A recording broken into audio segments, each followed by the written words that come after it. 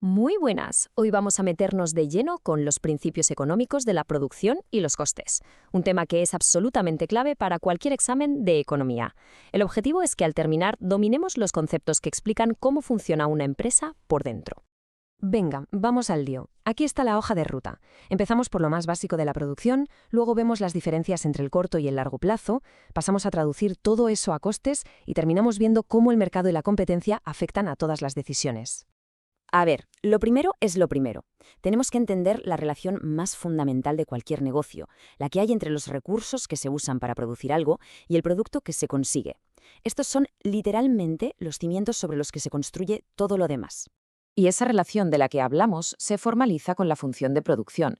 Pensad en ella como si fuera la receta técnica de la empresa.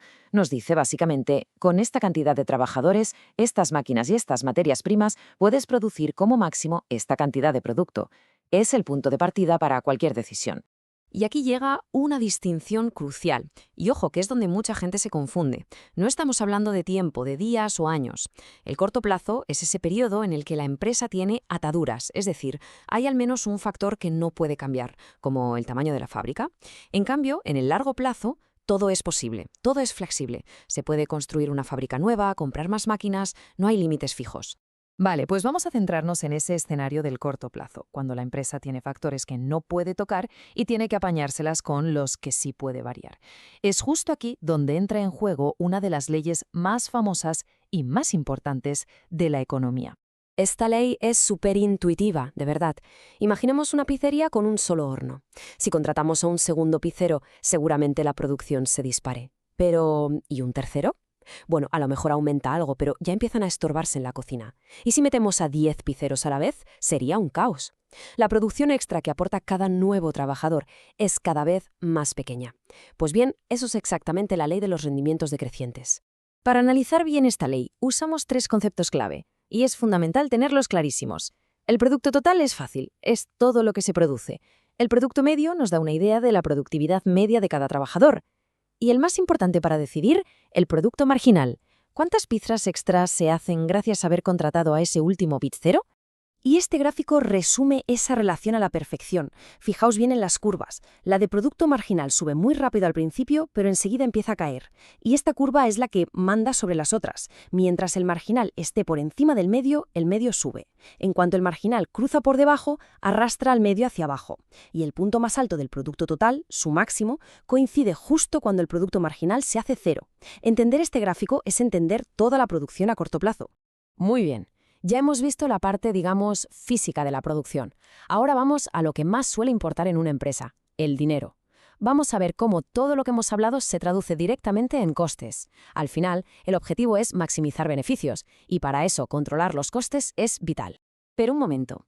Antes de ponernos a sumar y restar euros, hay que entender un concepto que es la base de la economía, el coste de oportunidad. No se trata solo del dinero que gastamos, sino de aquello a lo que renunciamos. Si una empresa usa su dinero para comprar una máquina, su coste de oportunidad es, por ejemplo, los intereses que habría ganado si hubiera metido ese dinero en el banco. Es siempre el valor de la mejor opción que se ha descartado. En el corto plazo, los costes se dividen en dos grandes grupos. Por un lado, los costes fijos. Son los que hay que pagar sí o sí, produzcas 0 o produzcas 1000. El alquiler del local es el ejemplo clásico. Y por otro, los costes variables, materias primas, la luz de las máquinas. Cuanto más se produce, más altos son. La suma de los dos, lógicamente, es el coste total. Y al igual que hicimos con la producción, podemos analizar los costes por unidad. El coste medio nos dice cuánto cuesta en promedio fabricar cada artículo. Pero, de nuevo, el dato clave, el que nos ayuda a tomar decisiones, es el coste marginal. ¿Cuánto nos cuesta exactamente producir la siguiente unidad? Esa cifra es la que dirá si interesa o no aumentar la producción. Y ahora, fijaos bien, porque aquí se conecta todo. Estas curvas de costes son el espejo de las curvas de producción que vimos antes. La curva de coste marginal tiene esa forma de U o de tic de Nike, si lo preferís, por culpa de la ley de los rendimientos decrecientes. Al principio, como cada trabajador nuevo es muy productivo, el coste de cada unidad extra baja. Pero cuando empiezan a estorbarse, son menos productivos y el coste de producir una unidad más empieza a subir. Entonces, la pregunta del millón. ¿Cómo sabe una empresa si le compensa seguir produciendo o es mejor echar el cierre temporalmente? Esta es una regla de oro y de examen. La clave está en comparar el precio de venta, no con el coste total, sino con el coste variable medio. Mientras el precio cubra al menos lo que cuesta fabricar esa unidad en materiales y mano de obra, a la empresa le interesa seguir abierta. ¿Por qué? Pues porque con cada venta paga esos costes variables y le queda un margen para cubrir parte de los fijos. Si cierra, los costes fijos los tiene que pagar igual. Venga, pues ahora nos quitamos las ataduras del corto plazo y damos un salto al largo plazo. Aquí la empresa puede cambiarlo todo, puede decidir su tamaño, su escala.